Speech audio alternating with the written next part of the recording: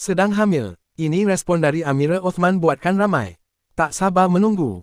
Sebelum kita melangkah jauh, yang belum lagi subscriber, apa kata anda subscriber dan tekan butang loceng untuk notifikasi video selanjutnya? Penyanyi dan pelakon, Amira Othman, memohon diberikan sedikit privasi berhubung khabar angin dirinya berbadan dua. Biarpun sedar statusnya sebagai selebriti membuatkan kehidupannya sering diperhatikan, Amira menegaskan dia ingin menjalani kehidupan seperti orang lain. Sebelum kahwin orang tanya pasal kahwin. Apabila sudah kahwin, orang tanya pasal mengandung. Insya Allah, kalau ada waktu sesuai pasti akan saya kongsi. Cuma saya mohon sedikit privasi dan ruang. Saya minta doa baik-baik daripada semua peminat dan pengikut, katanya, hari ini. Kadang-kadang soalan saya sudah jawab pun akan ditanya lagi.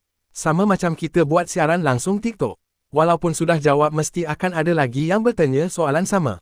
Bagi saya itu biasa. Kalau kita tak nak orang tanya soalan begini, mungkin kita tak patut berada dalam industri seni, katanya.